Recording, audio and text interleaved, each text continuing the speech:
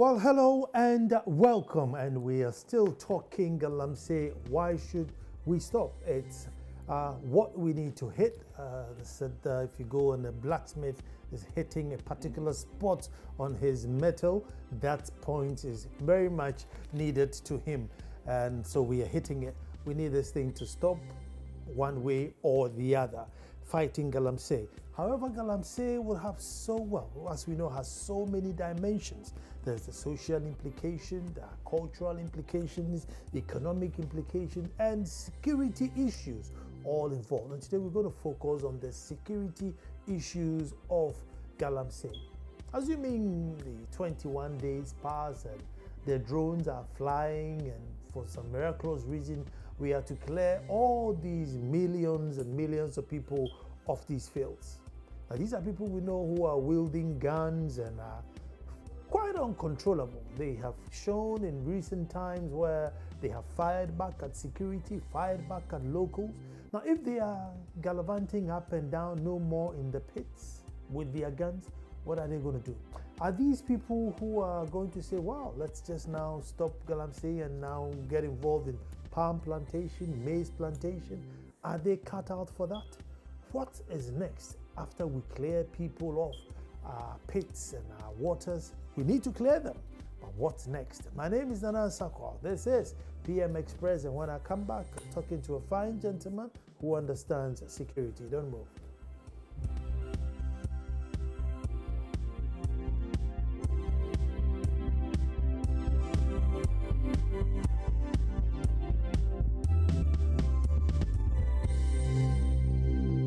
Well, thank you very much for staying, fighting Galamsey, and looking at the security implications. With me in studio, does not need any introduction. I can just zoom the camera on him and just start talking. Dr. Kwesieni, security analyst.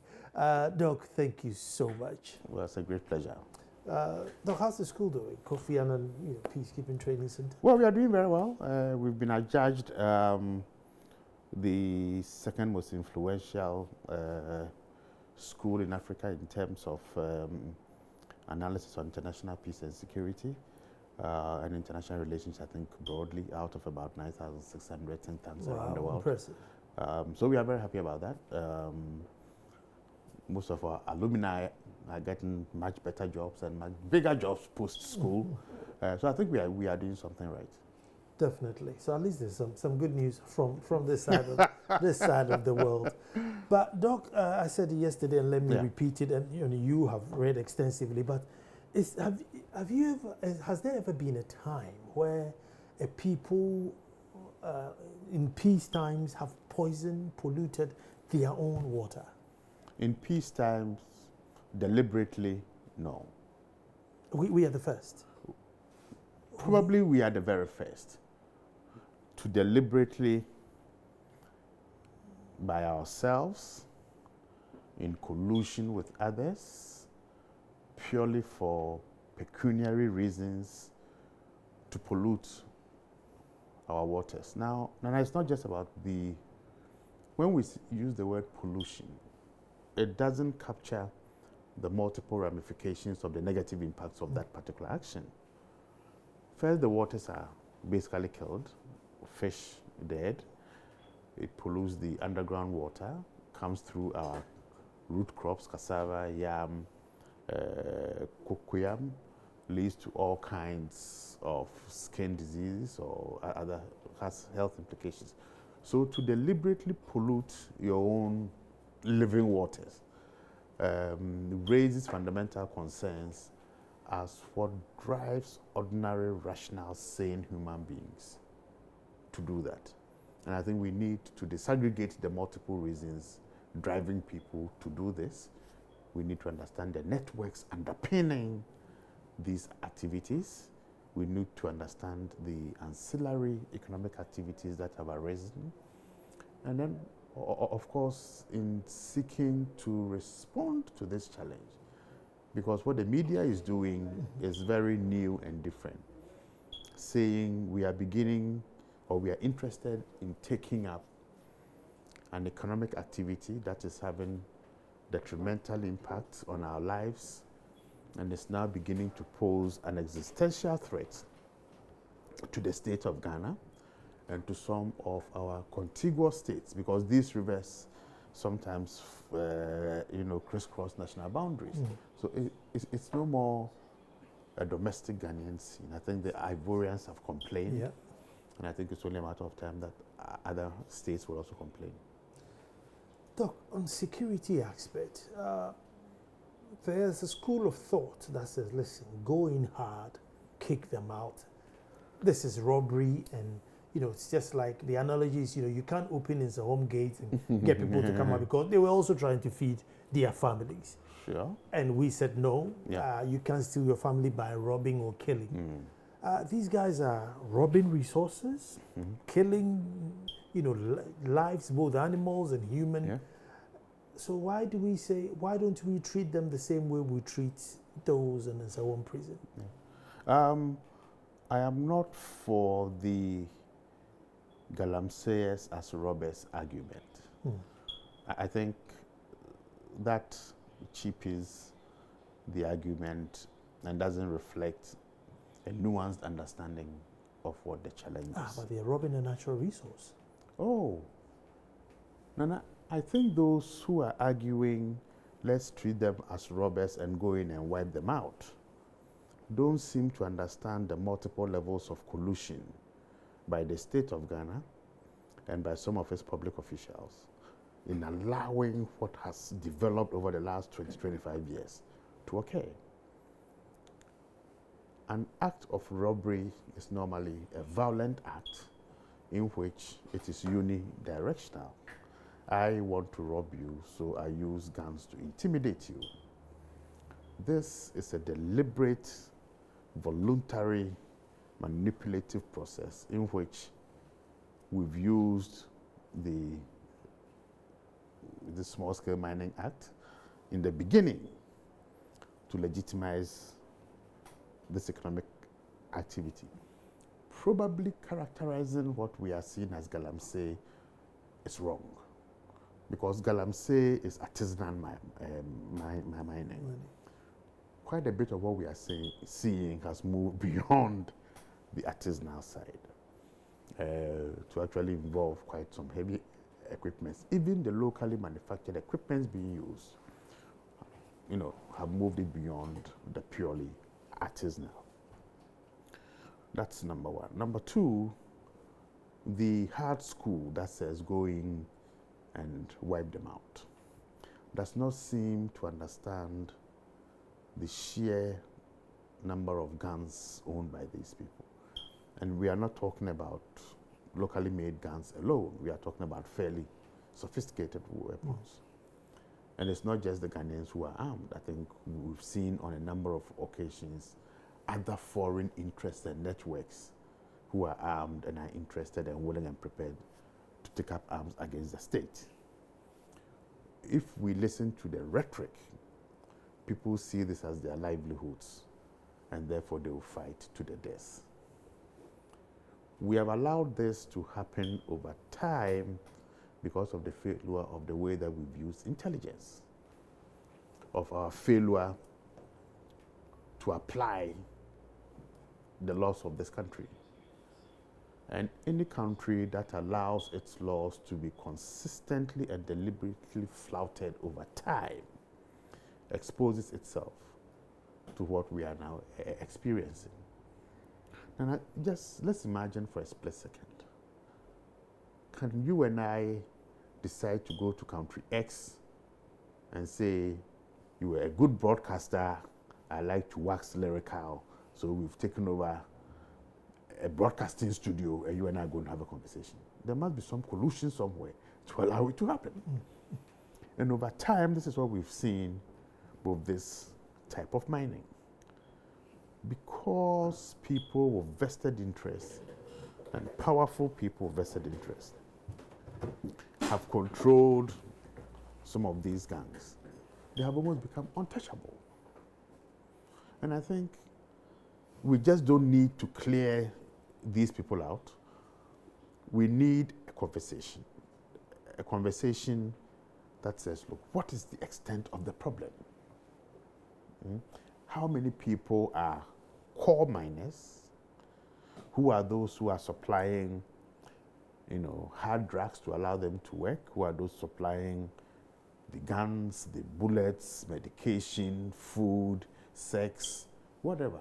All the ancillary businesses that have grown around this, providing some form of quack education also. We need to understand the networks. How do people get this gold out? What is the factual value of this gold? I don't think we should use violence to sweep these questions under the carpet.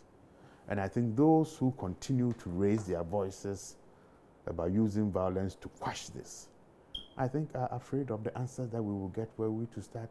Doc, but while we are trying to figure out all these things, all these chamfans and 222 and whatever it is should leave the waters. Yes, yes, yes. They should leave the waters.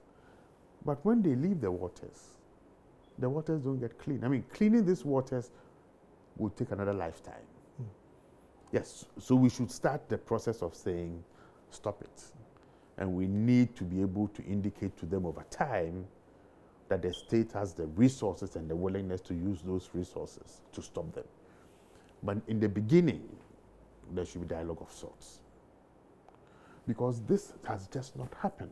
Doc, what are the numbers now? Because we are hearing a range of 700,000 to 3 million. So, the lowest being 700, the highest being 3 million. I don't think we know I don't think we know the numbers. 3 million will be a little on the high side. If the 3 million includes the actual miners, I mean, and then everybody those, involved in mining, everybody, then that is probable. Everybody, then that is probable. Because there are communities that have developed and grown around these settlements. They are new towns growing up. And as I'm saying, there are food vendors, there are schools, there are all sorts of things. So it's not just about stopping the machines and the digging. It's about what do we do with those who over the last 2.5 decades have not known any life than this life. Doc, here we are in a normal scenario, people I find it hard to get by. Those who have even gone through formal education come out and demonstrate because they want work. People who've gone through nursing school demonstrate because they want some clinic to go and work. Now, if we are going to stop this number of people who have now formed their own social, they have their own schooling and everything based on what they do. If we want to find work or alternative lifestyles for them, where do they fit in the ladder, and when can we place them somewhere? Well, quite a number of them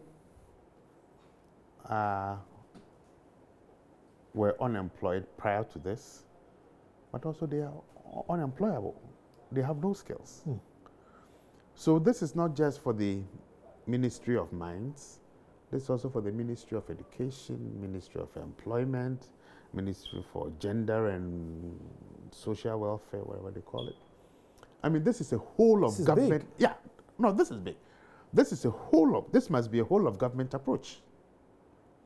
Because, I mean, the security side alone is just frightening.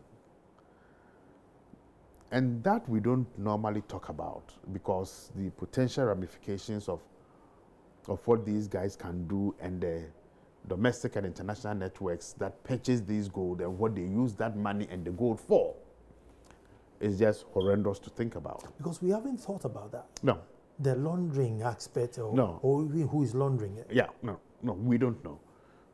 Now, if we know, or we know for a fact that 4 or 5 years ago, Al-Qaeda used to come and buy narcotics in this country, and FARC from Colombia used to come sell some of their narcotics in this country. We also know that terrorists and violent extremist groups like very high value, small, easy to transport, easy to hide valuables. Okay, so in attempting to understand the multiple dimensions of this, it would actually be nice to say, look, can we estimate how much gold these guys mine in a year? how much of it is sold through legal channels, and where does the rest go? So it's not just about stopping the machines from working. It's about saying, when we stop the machines from working, what are the possible unintended, consequences of even doing the right thing? Because we saw in Obuasi, we saw in Konongo, and we've seen in other parts of this country, the willingness and preparedness of some of these groups to fight battles with the security forces. I mean, the guns are available. We launched our study with the UNDP last year of 2.3 million available guns unregistered in this country. We know that our laws relating to the importation and distribution of chemicals and explosives is almost non-existent. We are the single largest importer of industrial explosives in the world. Are we? Yeah, we are. So where do they go? How do we trace them, store them? So for the mines and the quarries? Yes, yes. But if you read the book that I did with John Poku and Thomas J., the magazines where these things are stored, probably most chicken sheds in this country are better protected.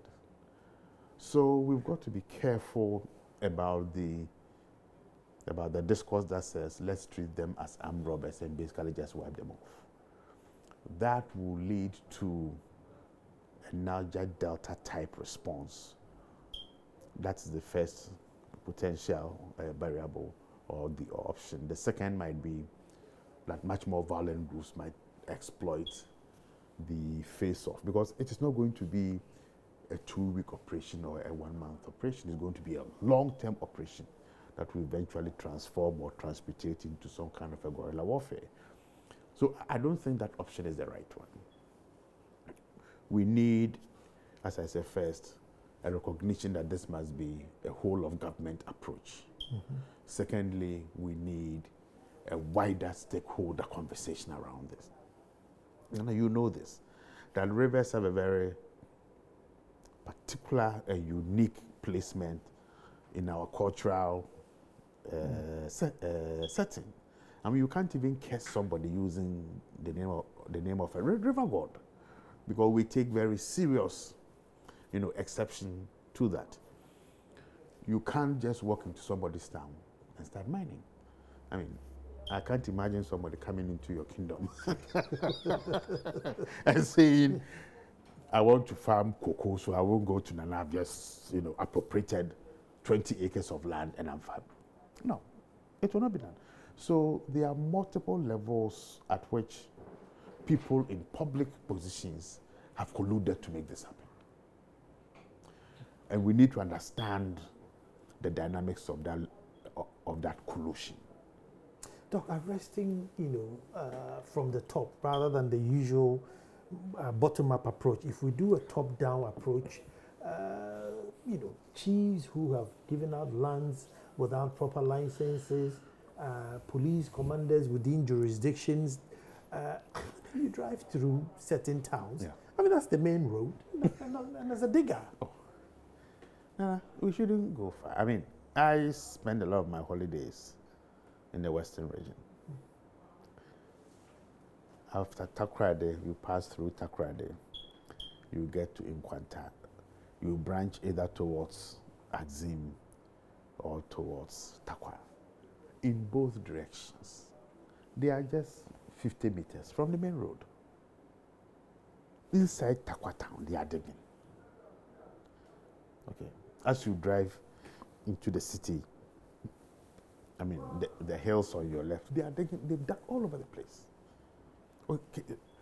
The question really then becomes, what has given them this authority and power? Impunity. The culture of impunity to deface our collective environment in a manner that demonstrates the lack of ability by the state and its agencies and our traditional authorities to say stop.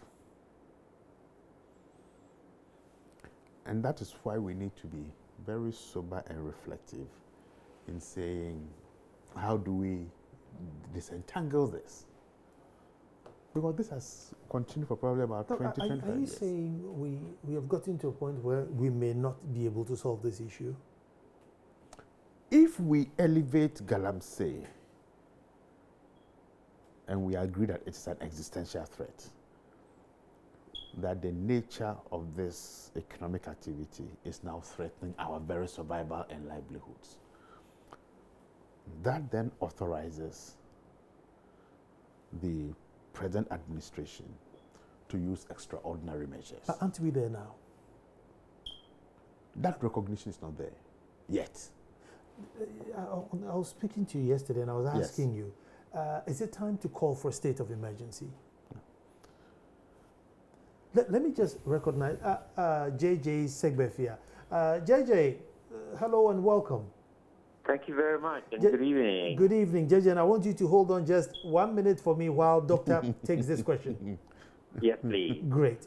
Doc, I was asking if Yes. it wasn't time to declare a state of emergency. If you have 4 major rivers and they're all gone, all your little tributary streams are gone, is it not time to say, look, this is a state of emergency? No. And I will explain why. Were we to declare a state of emergency without explaining to the people the nature of the existential threat that Galamsey poses to Ghana, that declaration of state of emergency will be seen by people to be, oh, is it not the same curfews that are declared when 2 ethnic groups are fighting or when 2 towns? We've used the declaration of states of emergency, curfews, as an ad hoc conflict resolution measure throughout our independence period without understanding the structural causes of what is leading to the problem itself. So the very physiology state of emergency distorts the seriousness of the problem. I think by declaring it an existential threat and saying, look, our very lives are at stake, and therefore we need extraordinary measures passed by Parliament, authorizing the government to intervene and to respond, might be a much better way. But also that the present activities by media houses in keeping this in the news, okay, is using that process to conscientize people, letting people understand that, look, this is not just a one-town problem. Okay. This is a series of interlocking failures by the state of Ghana. And therefore, it goes way, way, way, way beyond this narrower declaration of emergency. JJ. Yes, sir. I have with me in studio Dr. Kwesi Enin, security analyst, security expert. And he has a softer approach to you. I listened to you on the Joy SMS this morning. I'm in the same school as you. Look, you know what, let's get in there and stop this thing once and for all. It's wrong. Doctor is saying, look, you can do that. There are too many people. They are armed. They are dangerous. They are hungry. They are desperate. And if you send them out, then what next, JJ? So the only part that so for example, as we speak, the government through the Minister for Lands and Natural Resources has given the Galamsey operators 3 weeks to vacate. Yeah. And you know what's happening now? Instead of beginning to pack their equipment over these 3 weeks, they are actually now dredging and drilling 24/7. They are using generator-powered lights to take as much as they can because they know they have 3 weeks. So even that moratorium or that amount of time given to them in ostensibly so they can pack and get their act together and leave and come back to the negotiation table is being abused as we speak. Wow. And right now, if you go to the Pra area, if you go to the Ofin area, you would see people 24/7 at midnight, continuing and doing so aggressively because they know that they have a short time. So it paints a certain picture. And I agree with him to the extent that, yes, there are many people involved, and so when you move them away, where are they going to go? But you see, we have had this soft-touch approach over this long period of time. And now, how many river bodies did you say we've lost? 12? What about Or that? more. Yes, 12 or more. Yeah. So the soft approach hasn't helped us much. So now what we are advocating for is that we need to stop, we need to prevent, and then we need to regulate as a matter of urgency. But right now, as we speak, we need to stop it. And the reason is pretty very simple. The Minerals Commission is the one that gives the licenses. But it is Parliament that is supposed to rectify those licenses before they become of effect. As you and I are speaking, Parliament hasn't rectified a single license for any of what we call the small-scale mining. None of them whatsoever. And so they are already illegally on these concessions. And if they are, and they are messing up our bodies, and they are introducing all these kinds of dangerous things into our bodies, we need to stop that. And the message we need to send is that, hey, we are stopping it because we are not tolerating it, and we are not negotiating with anyone on this. It is when you have removed that option that you get people to now come on to the drawing table for us to have that discussion. But if you say, so that's why I totally agree with the state of emergency, that we need to put in a state of emergency because, I mean, just 3 weeks. 3 weeks is not so much of a long time. But I have a feeling that at the end of these 3 weeks, more damage will be done to our river bodies than have been done over the past 8 years. And so if you have this kind of situation developing, it creates a big problem. The people who left looking for the money that Galamsey have to offer, it wasn't that they didn't have other employment. It is just that they got greedier. They found cheaper ways of making quicker money and making it in bundles as compared to what they were traditionally doing. And so it's fed not by the economic indicator so much as it is by greed. And greed to the extent where the people are much more willing to destroy everything in their path just to have their way. So clearly, a lot of wrong has been done, and every person involved in Galamsey knows this. And so we haven't got to that stage, in my humble opinion, where we need to palliate with the matter and be soft on them. We need to move in there with the coercive powers of the state, just so that we can establish beyond all reasonable doubt that the Ghanaian government and the Ghanaian people want this to. When that message has been well drummed and a few, heads have been knocked in the process and people understand the language better, then they will be in a position to come back to the drawing table and listen to the sense that will be, inherent in why they shouldn't go back to that once we figure out other economic ways by which we can all make them, much more independent and self-sufficient. Let me just tell viewers that JJ is part of Occupy Ghana, and they've declared a red April, meaning that, listen, in the whole of April, the awareness of Galamsey is going to be kept up on the height, and the bottom line is that we should stop. But coming to studio, Doctor, going back, we have two major parties. It's either MPP or NDC. Now that, the MPP is ruffling the basket a little bit, you hear the say, 4 years is round the corner. Now the NDC then will think, oh yeah, let's play on their sentiments. When we come, we will rectify.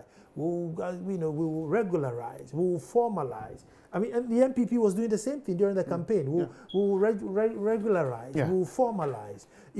And until you get these two big parties coming together to say, look, when we come is 1, 2, 3, so that whoever comes to power, it's 1, 2, 3. Yeah. We're going to go back to the same place.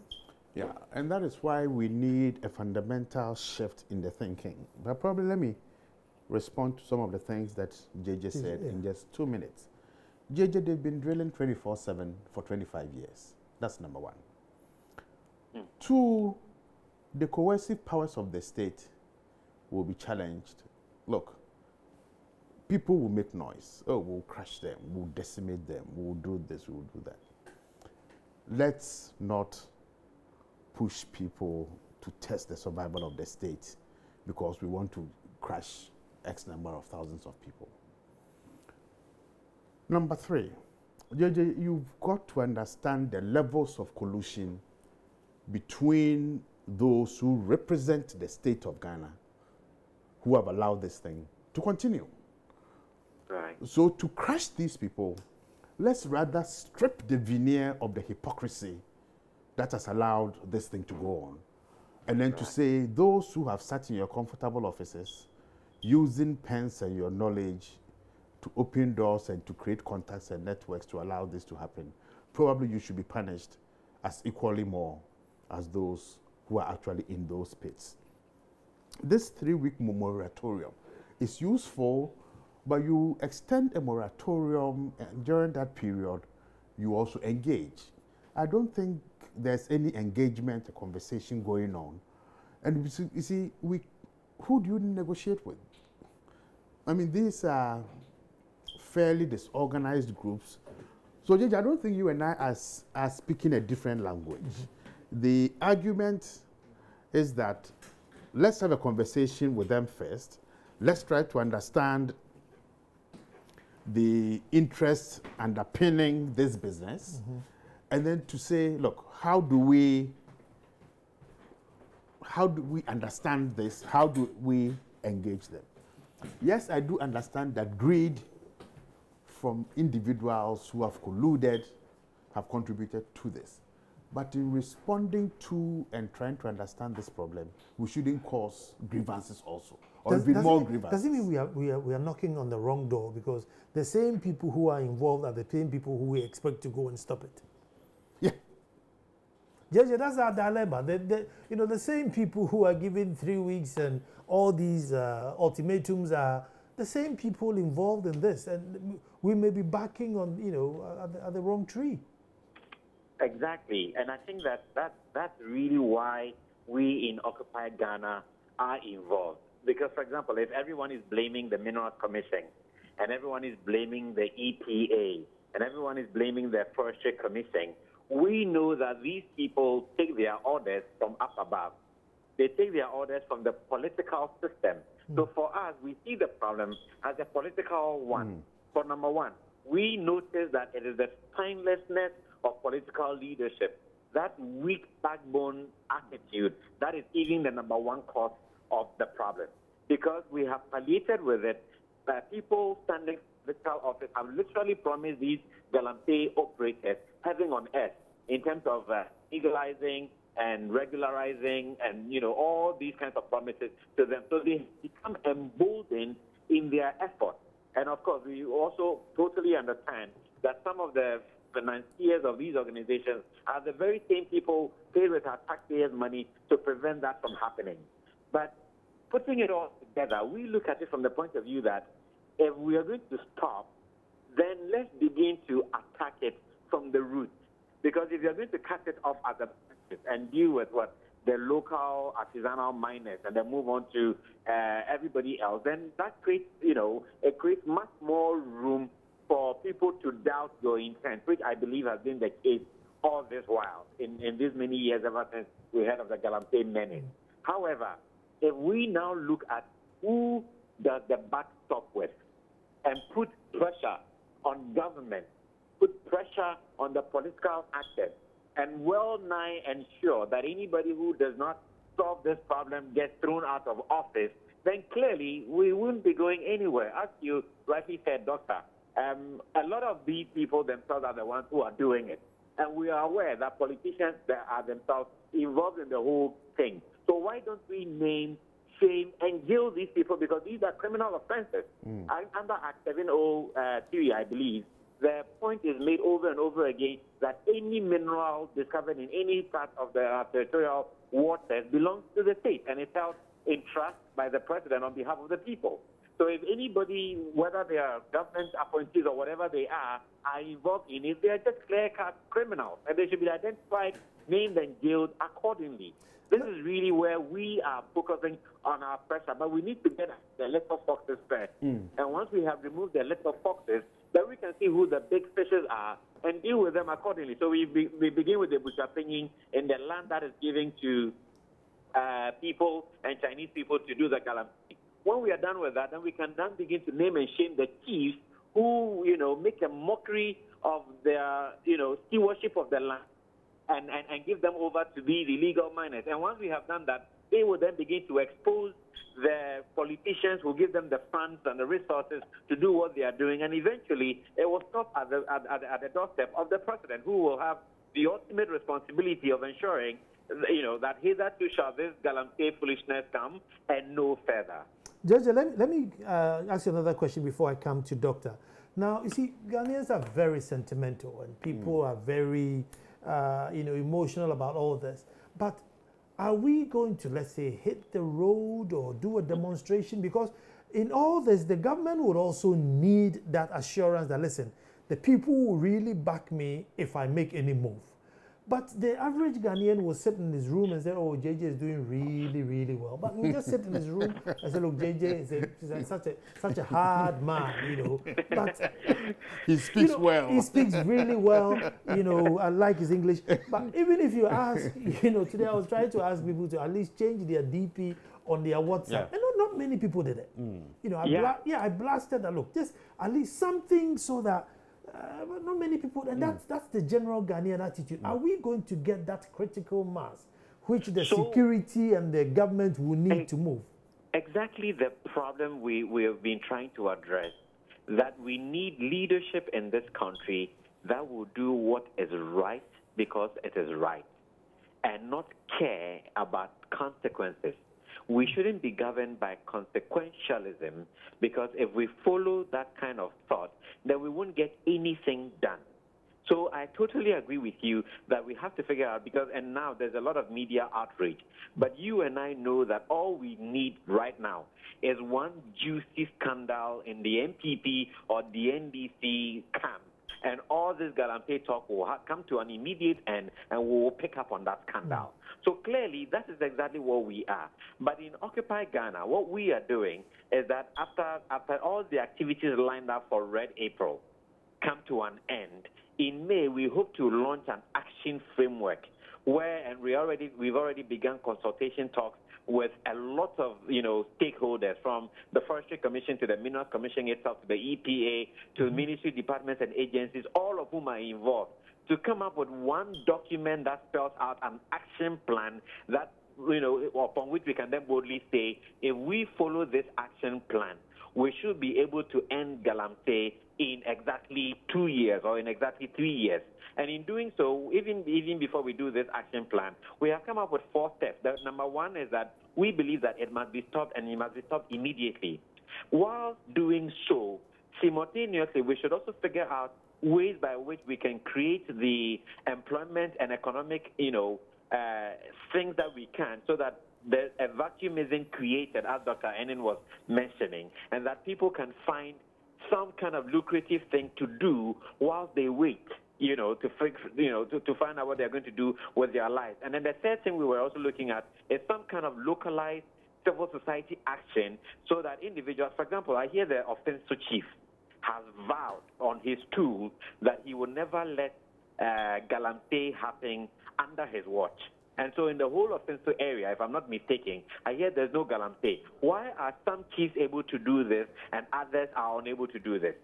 And that's basically because at that level, there are people who are willing to take the bull by the horn and make the right decisions, even if it might end up being unpopular.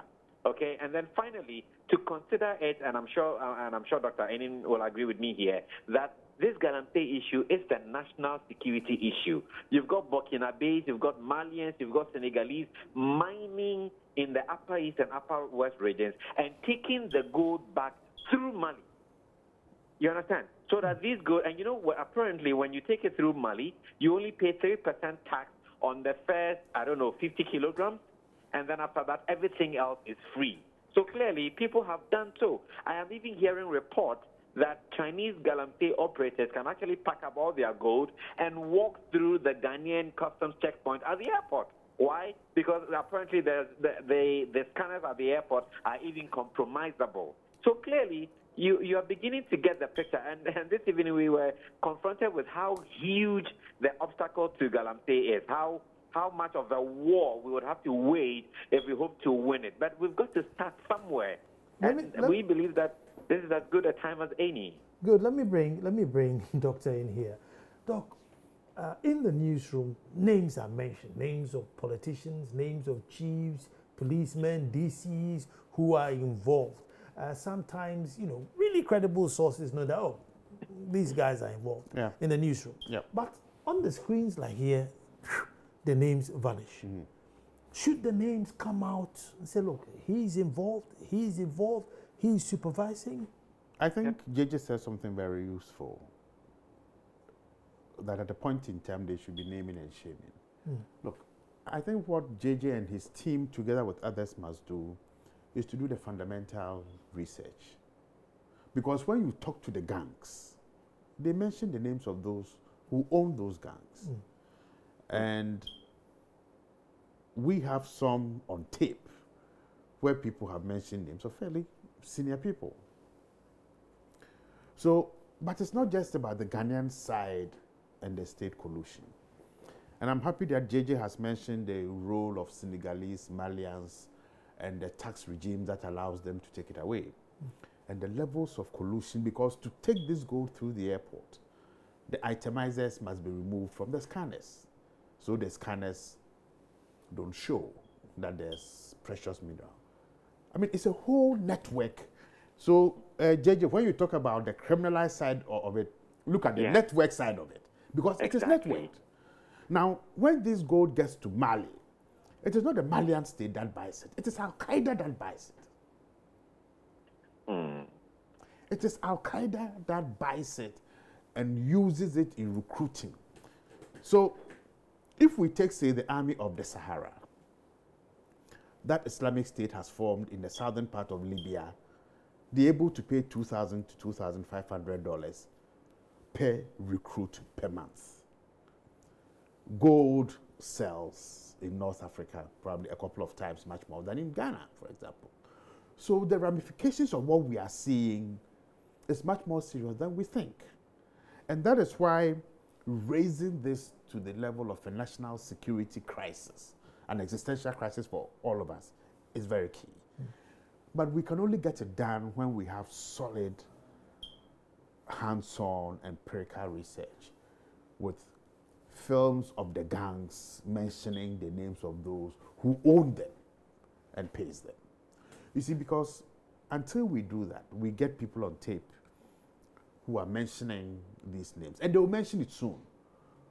After the 3 weeks when they see their livelihoods beginning to crumble, when those who have protected them do not seem to be able to protect them again, then the information will become much more readily. Should we put pressure on government to let them know, do a countdown that 10 days more, 5 days more? Should we put pressure on government?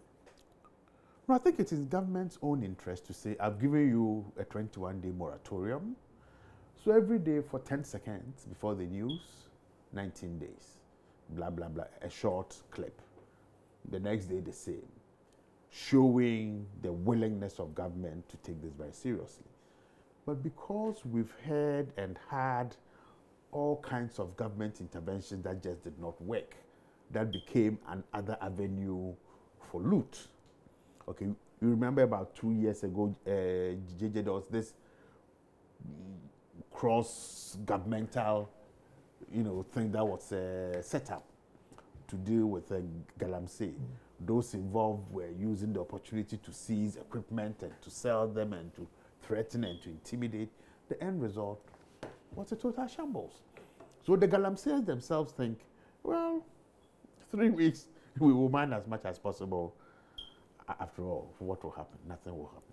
People don't fear the theoretical and even the practical coercive powers of the state anymore, because the state is part of the collusion that is going on and has allowed it to go on. So I think it may be a good idea. Probably you guys should talk to the people involved, whether there should be a countdown. A 30-second clip of the countdown, and what will happen post the countdown. But once more, Nana, this is about the authority of the state and the credibility of the state. The stake. JJ, post the 3 weeks moratorium, we must be seen to be doing something. Otherwise, the credibility of the state would have been undermined. So this is high-stakes game, and it's highly dangerous games. We need to ensure that the state can deliver on its own promises. Doc, in the scale of things, where do we rank this? If 1 to 10 and 10 was the highest, where do we rank what is happening? Around 6.5. You don't think it's up 10? No. No. I mean, is water not life? Water is life. If somebody cuts off your life, what else can be worse than that? Am I getting too sentimental? No. Nana cannot afford to get sentimental. But you know both the physical and spiritual and nutritional and whatever uses of water. So I understand where you are coming from. I put it at 6.5, and that is pretty high. 6.5 because the small arms are available for these guys to fight back. We have the international networks. It's feeding into both, criminal, organized criminal networks plus violent groups. People are beginning to challenge the authority of the state. There's narcotics involved. There's sex, human trafficking. So 6.5 makes it pretty damning and pretty dangerous. But we've allowed it to fester now. It's festered and festered and festered. But I'm happy at least that there's now this generalized conversation, and you have Occupy Ghana, getting in and making their views very strong and getting multiple stakeholders to come around. But we've got I have one question: how do we sustain this? Because you see, were I to be a big Galamseyer and I'm feeling the pressure, we've got to think about the counterfactuals. Will they try to get something to happen to divert attention? And I think that is what they will try to do. Before the 3 weeks is out, they are smart enough to get something newsworthy to happen, so the pressure will be diverted. JJ. Hello, JJ. Yes, I'm here. In a scale of 1 to 10, 10 being the highest, I mean, where do you place what is happening with regards to water bodies? So we would place it at 8. Okay. So we would go a couple notches up above Doctor's No, rating. JJ is marking, his marking scheme is like an American. I mark like a British. and the reason why we do so is because I work in the outdoors. I take foreigners, locals, businessmen and women, and then I introduce them to life in the Ghanaian jungle. So I take them out, they go hiking, they sleep in canvas tents. So I feel nature stirring in my bones. Okay. And of utmost importance to me are our river bodies, because they really are the thread that links all our biodiversity and ecosystem together. The orchin and even the illegal meat that we pilfer from our forest area, they all go drinking from these same rivers that we are polluting. And so for me, it becomes so crucial for us to protect it. And if we need to lose even 100 meters of water to support people's, illegal quest to acquire gold and wealth, then I find that totally disturbing. And even more disturbing is of course, the effect on the ecosystem of the area. Everything that depends on that water body will be affected. And then, of course, the effect for human life. This is very well documented. And for us, we think that it's reached to I became more aware of the Galamsey issue during the Rawlings era. I was a young person then, but I had that sense that this is what it was. Now, I have seen the crisis develop. We have taken this soft approach all this while to this point. So that's why I am a bit less, impressed with any attempt that looks at, not really coercively getting people to do the right thing because it is right. But putting it all together, I think that, and sometimes I compare it to slavery. Slavery in terms of the fact that, our forebears have come up with many reasons why we could not stop people from taking our royals away as slaves. But what is our excuse today when we look at what's happening to our mineral wealth? I mean, from the Gold Coast when we could have alluvial gold because it was all in abundance, to Ghana now, where now we, as the chief accounts would say, "Enibie Aba," and yet we have the same exploitation that happened, except that now it's no longer in the human sense, but but still no less resources and the control people can have over those resources. So for us, we place a huge aid, and that is even being extremely charitable because, you know, I don't know how long we probably want to wait. JJ, sorry, but this conversation will continue, and I'm sure I'll come knocking on your door again, probably to get you in studio, and we'll do as much as possible to keep it in the news for as long as possible. Yes, but before I find out, you know, my fear is this. If we keep it in the news, okay, that's where it will stay. But if we ourselves begin to move out into the field to let everybody know what the dangers are, I think that will yield much more results. Okay. And if we want to see how this works out, let's look at what we did with girl child education. So clearly, this could work, except that the incentive here is the biggest of all, money. Okay, so then we need to triple the effort to get the message down to people that, hey, this is costing us much more than it looks. And then hopefully we can have the appropriate responses we need to get because I don't know how we can get River Pratt to look blue again. Thank you very much. Fortunately, time has run out, but this is big. This is big. But let me take this opportunity once again to invite you all to the little Republic of Edumasa, where there's no mining and the waters are fairly intact.